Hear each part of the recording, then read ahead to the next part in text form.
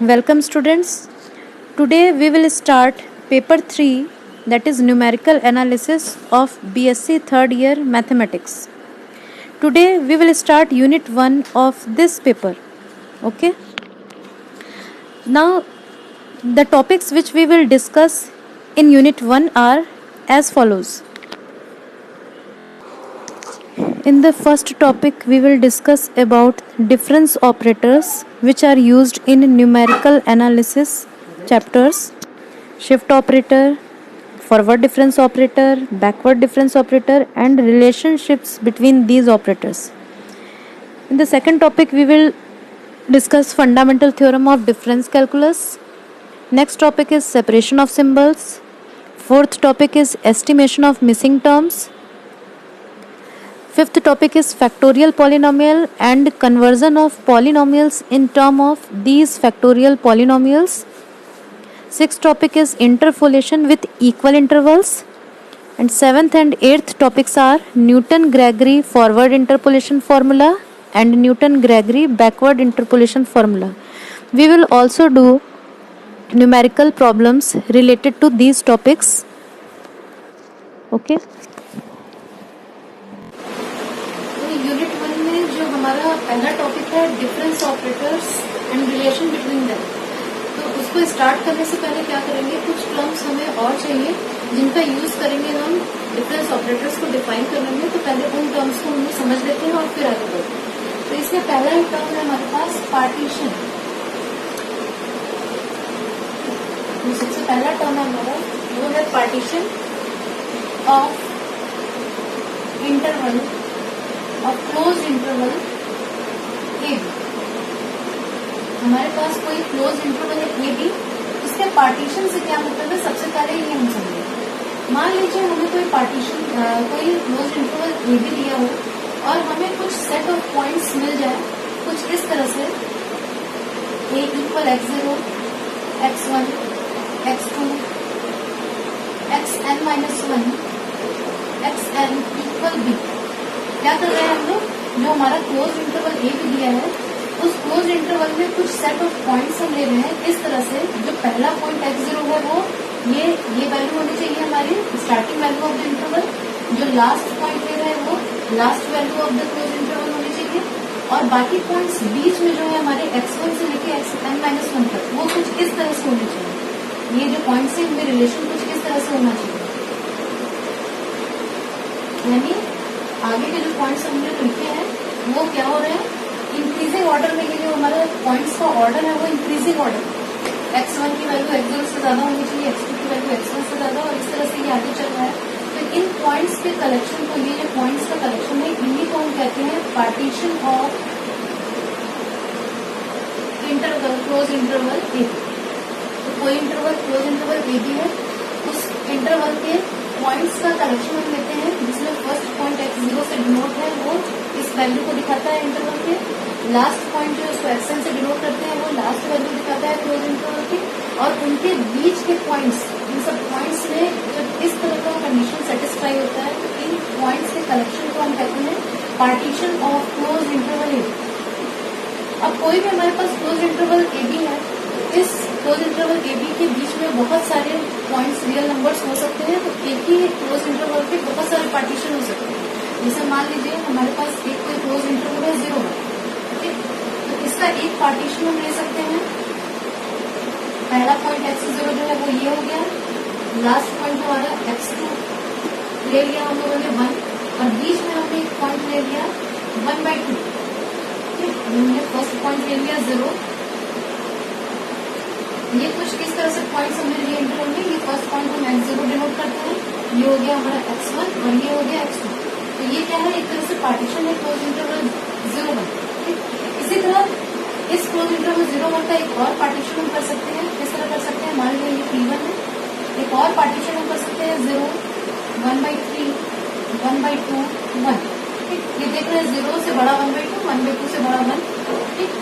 अब एक पार्टीशन और किया हम लोगों ने इस क्लोज इंटरवल का, जिसमें पहला पॉइंट हमने क्या लिया, इसको लिया, लास्ट पॉइंट जो है 1 को लिया, और बीच के पॉइंट्स को कुछ इस तरह से नाम दे दिया, ठीक। तो ये पार्टीशन हो गया क्लोज इंटरवल 0-1 का। तो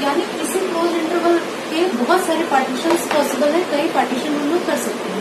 ठीक है, अब पार्टीशन कोई अगर हमारे पास मान लिया इस पार्टीशन पर्टिकुलर पार्टीशन को ले चलना है, जिसको ए बी के, इसको हम 1 से डिनोट कर देते हैं। ये क्या है, पी हमारा partition of close interval A B. अब इस पार्टीशन के लिए जो पॉइंट्स हमको मिलते हैं, कौन से points, x0, x1, x2, xn minus 1, xn, इन पॉइंट्स को हम क्या कहते हैं, इन सब पॉइंट्स को ग्रिड पॉइंट्स और मैश पॉइंट्स, ग्रिड पॉइंट्स और मैश पॉइंट्स। अब किसी दो ग्रिड पॉइंट्स के बीच जो डिस्टेंस होता है वो क्या होगा, अगर हम इन दो ग्रिड पॉइंट्स के बीच डिस्टेंस देखें तो वो हो जाएगा x1 माइनस x0, इन दोनों के बीच देखें डिस्टेंस तो x2 माइनस x1, इन दोनों के बीच देखें इसी तरह तो xn माइनस x1, इसे बोलते हैं distance between the grid points. तो ऐसे ही अगर कोई हमारा आरएच सब इंटरवल है, मान लिया हमारे पास कोई आरएच सब इंटरवल है xr माइनस 1 xr, ठीक, यह है आरएच सब इंटरवल। अब ये इंटरवल क्या है, जब हम ग्रिड पॉइंट्स लेते हैं तो कई छोटे छोटे सब इंटरवल्स बन जाते हैं पूरे क्लोज इंटरवल पे। जैसे यहाँ पर एक हमारा सब इंटरवल बन जाएगा x0 x1, ये इन दोनों ग्रिड पॉइंट से एक सब इंटरवल बन गया x1 x2, ये लास्ट वाले जो पॉइंट्स है इनसे हमारे एक सब इंटरवल बन गया xn माइनस 1 xn। ठीक, तो ये हम लेते हैं कोई आरएच सब इंटरवल है हमारा, जहाँ पे r की वैल्यू क्या है 1 2 3 4 अप टू n।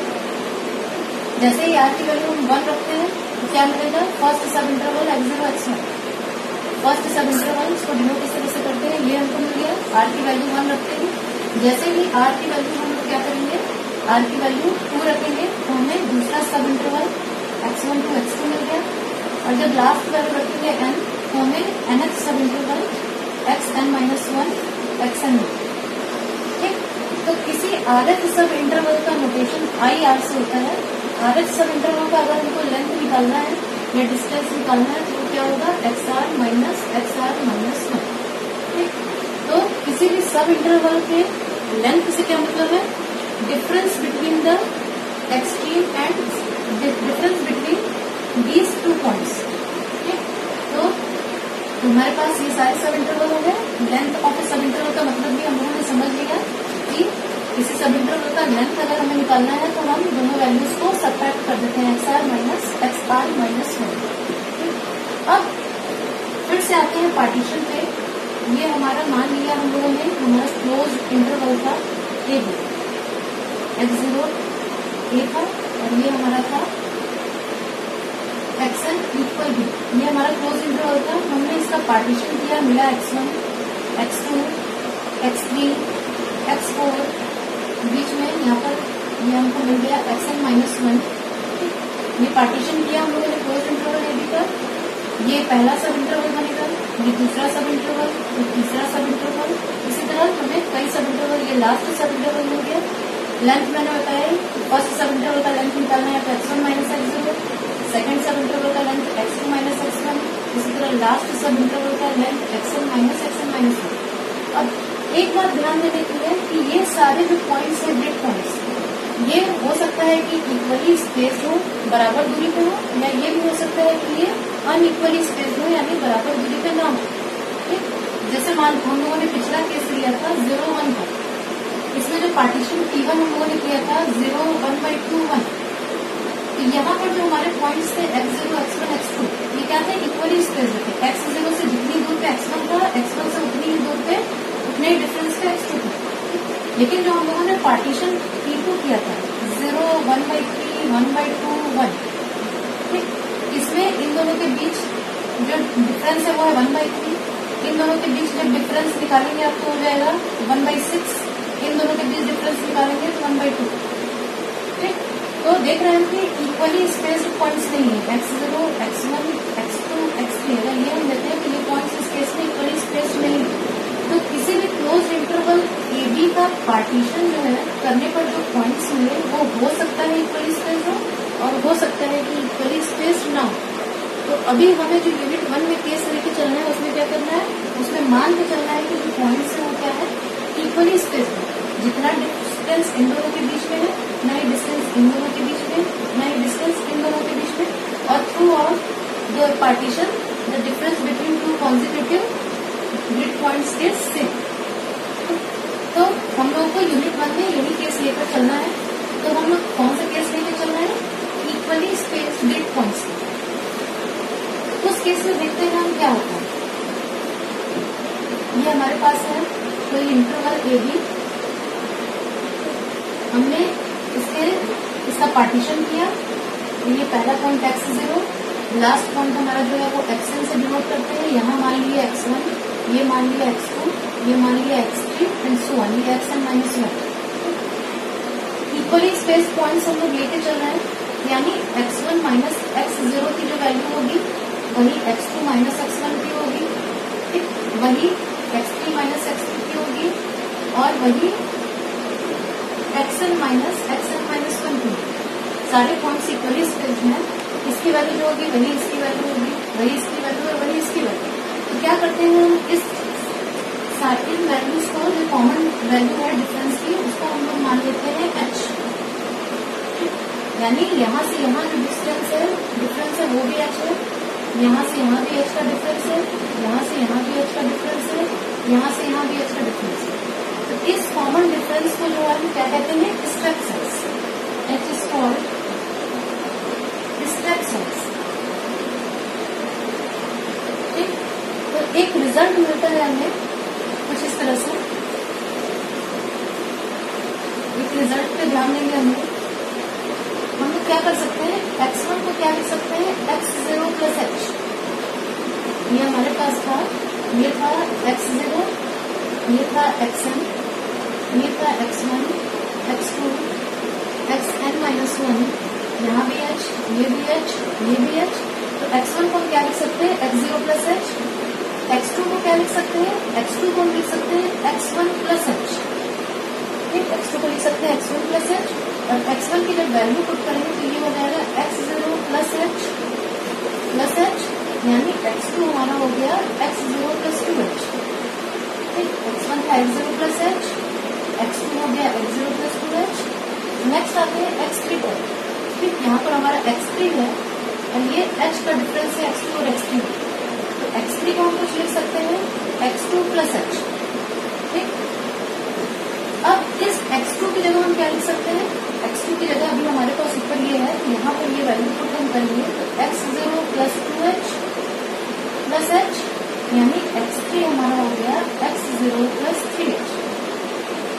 तो ये 1, 2 और 3, इससे हम क्या कर सकते हैं? एक जनरल लिख सकते हैं formula xn equal x0 plus nh, भी हम nh टर्म के लिए लिख सकते हैं।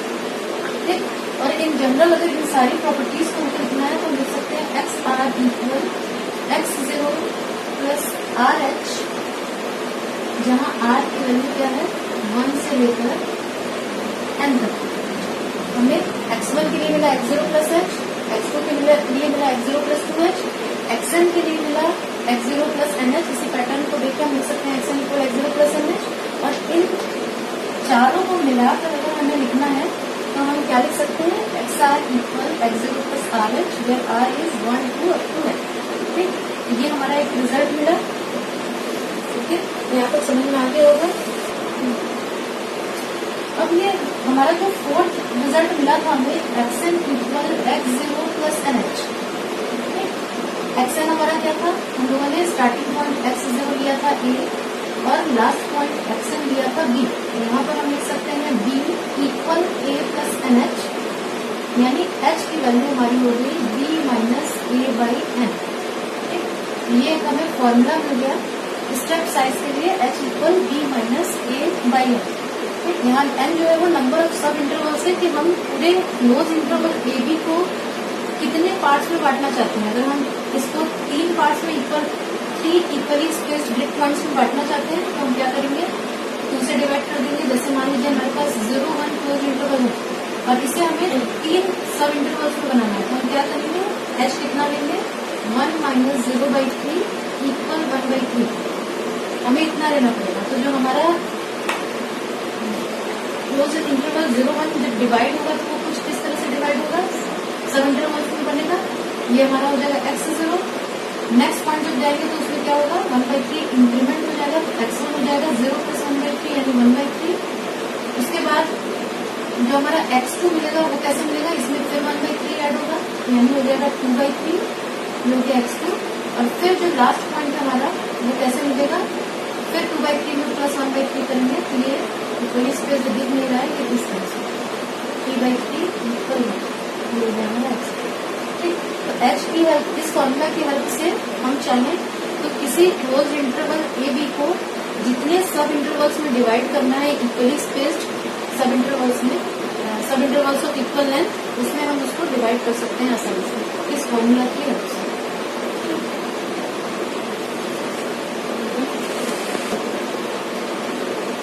तो पहला टॉपिक जो हमारा इस यूनिट का है वो है डिफरेंस ऑपरेटर्स। उसमें ही जो पहला डिफरेंस ऑपरेटर पढ़ना है हम लोगों को वो क्या है, शिफ्ट ऑपरेटर और ऑपरेटर ई। शिफ्ट ऑपरेटर को कैपिटल ई से भी डिनोट करते हैं। ठीक, तो ऑपरेटर ई के बारे में समझने से पहले आते हैं कुछ पहले से जानी हुई बातों पे। ये मान लिया हमारे पास कोई फंक्शन है एफ(x), फंक्शन ऑफ एक्स। ये हमारे पास कोई फंक्शन है एफ(x), फंक्शन ऑफ एक्स। ठीक, किसी तरह का फंक्शन हो सकता है ये एक्सपोनेंशियल फंक्शन हो या कोसाइन फंक्शन हो, किसी भी तरह का फंक्शन है हमारे पास। ठीक, तो क्या होता है कि ये जो एफ(x) है इसकी वैल्यू डिपेंड करती है किस पे, x की वैल्यू से। हम x की वैल्यूज देते जाते हैं और उसके करस्पॉन्डिंग हमको y की वैल्यूज मिलती जाती हैं। जैसे एग्जाम्पल के लिए लीजिए y = x², हम देते हैं y = x²। ये फंक्शन है हमारे पास। तो क्या होता है, x की वैल्यू अगर हम 1 लेंगे तो हमें उसके अकॉर्डिंग y की वैल्यू क्या मिलेगी, 1 मिलेगी। x की वैल्यू अगर हम 2 देते हैं तो उसके करस्पॉन्डिंग y की वैल्यू या f(x) की वैल्यू हमें 4 मिलेगी। x की वैल्यू ऐसे ही 6 दिया हमने, तो f(x) की वैल्यू हमें क्या मिलेगी, 36 मिलेगी। तो ये जो है वैल्यू y की वो x की वैल्यूज पे डिपेंड करती है। तो यहाँ पर x को हम कहते हैं इंडिपेंडेंट वेरिएबल, x को कहते हैं हम इंडिपेंडेंट वेरिएबल, क्योंकि इसकी वैल्यू हम अपने हिसाब से किसी रेंज, किसी इंटरवल के अंदर, जिस इंटरवल में ये फंक्शन डिफाइंड हो सके उस इंटरवल के अंदर हम कोई भी वैल्यू x की दे सकते हैं। ठीक, वो इंटरवल जिसमें x की वैल्यूज हम देते हैं और करस्पॉन्डिंग y की वैल्यू हमें मिलती है, डिफाइंड होती है, उस इंटरवल में हम x की कोई वैल्यू अपने हिसाब से दे सकते हैं। और क्योंकि उस x की वैल्यू को पुट करने पे हमें y मिलता है, तो ये y हमारा जो है डिपेंडेंट है ऑन वैल्यूज ऑफ x, और इसे कहते हैं डिपेंडेंट वेरिएबल। ठीक, अब आते हैं हमारे डेफिनेशन पे। मान लिया हमारे पास कोई एक फंक्शन है, फंक्शन ऑफ एक्स एफ(x), हमारे पास एक है फंक्शन ऑफ एक्स एफ(x), y से इसे डिनोट कर सकते हैं।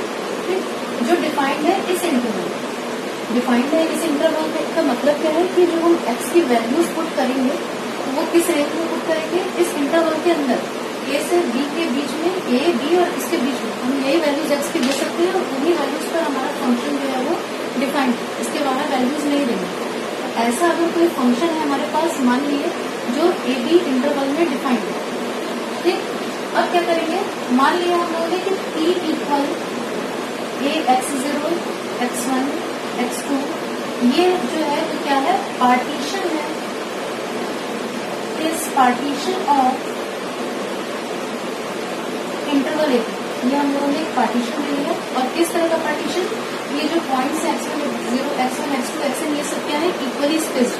h उस केस में हमारा हो जाता है स्टेप्स है, तो ये पॉइंट्स हमारे इक्वली स्पेस है। ऐसा एक पार्टीशन ले लिया, तो क्या करते हैं हम, एक चीज और, मान लिया ये जो वैल्यूज है x0 x1 x2 xn, इन वैल्यूज को जब हम पुट करते हैं तो जो करस्पॉन्डिंग वैल्यू y की मिलती है उसे हम कुछ इस तरह से डिनोट करते हैं।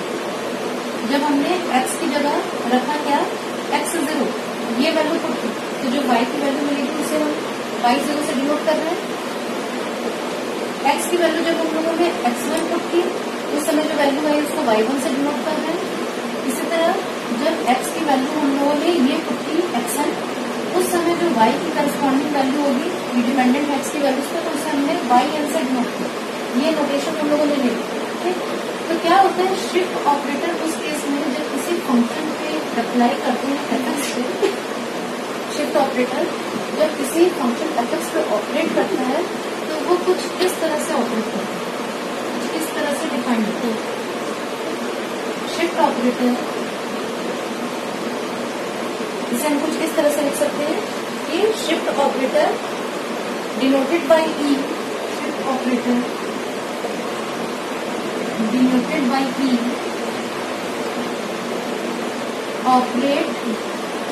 operates on function fx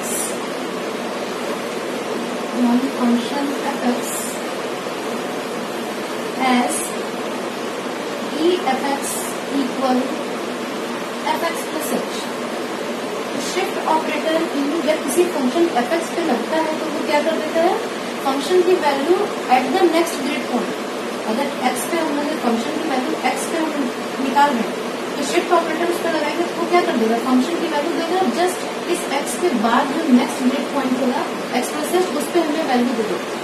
एक चीज और, e जो है ये ऑपरेटर है, ठीक, तो ये किसी फंक्शन पे ऑपरेट करेगा। ई एफ एक्स का मतलब ये नहीं है कि ई मल्टीप्लाई एफ एक्स, ये एक ऑपरेटर है, वो किसी फंक्शन पे ऑपरेट करेगा, ठीक। तो शिफ्ट ऑपरेटर क्या करता है, शिफ्ट ऑपरेटर जब किसी फंक्शन पे लगता है तो वो हमें फंक्शन की वैल्यू किस पे देता है, एट नेक्स्ट ग्रिड पॉइंट, ठीक।